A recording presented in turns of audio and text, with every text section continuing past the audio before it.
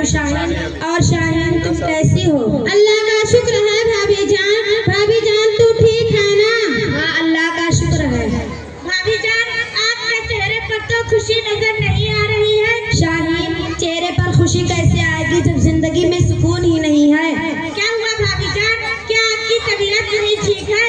तबीयत तो ठीक है शाहीन, लेकिन घरेलू टेंशन ने बीमार ही कर दिया।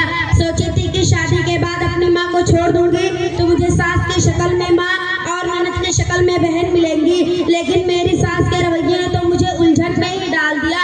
जरा सी गलती हो जाती है तो मुझे डांटती रहती है। मेरे इस घर में मेरी इतनी भी इज्जत नहीं कि मैं अपनी मर्जी से कोई एक काम भी कर लूं।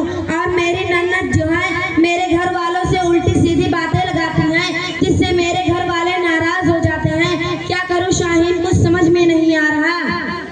सब्र करो भाभी जान, अल्लाह सब ठीक करेगा।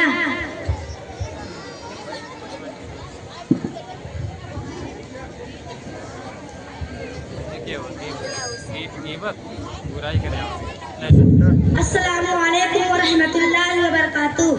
मेरी माओ और बहनों, अभी आप लोगों ने सास की परेशानियों को सुना और बहू की भी परेशानियों को सुनकर तो ऐसा लग रहा है कि दोनों हक पर हैं, दोनों एक दूसरे की सताई हुई हैं। बात कुछ समझ में नहीं आई। दरअसल मुद्दा ये है कि सास ये चाहती है कि बहू मेरी नौकर बनकर रहे, और जब सास अपने बेटे को देखती है कि वह अपने बीवी से ज्यादा मोहब्बत कर रहा है तो सास को बहुत तकलीफ होती है।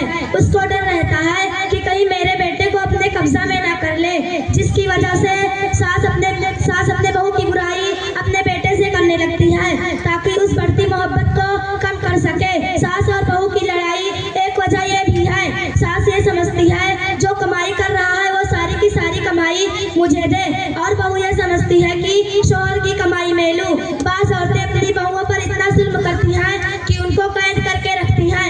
अगर बहू को फ्रिज में रखी हुई सामान खानी है तो पहले सास से इजाजत लेनी पड़ती है। तो इन घरों में लड़ाई का होना जरूरी है। मेरी माँ और बहनों, इंसान मकान बदलता है, रिश्ते बदलता है, दोस्त बदलता है, लेकिन दुखी रिश्ता है क्योंकि वह अपना रवैया नहीं बदलता। जब इंसान अपनी गलतियों का वकील और दूसरों की गलतियों का जुज बन जाए तो फिर फैसले नहीं फासले बन जाते हैं। फैसला आप लोगों के हाथ में है कि आप क्या बनना चाहते हैं।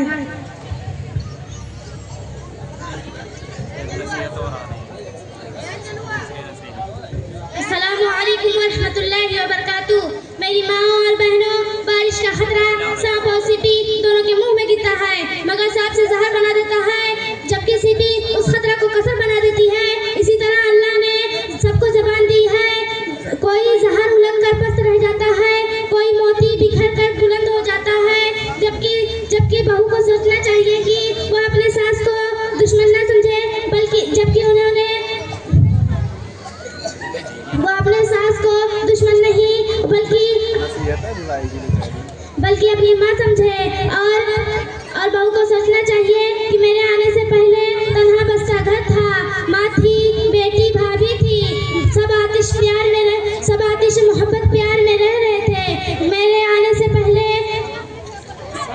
मैं घर में नहीं आई हूँ, इसलिए मुझे मेरी सास को नहीं अलग करना चाहिए, मेरी सास को अलग नहीं करना चाहिए।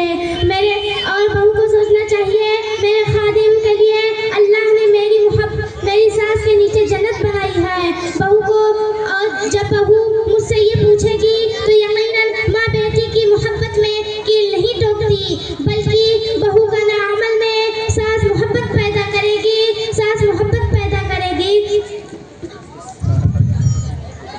सास मोहब्बत पैदा करेगी। देखते ही बहू सोचती है कि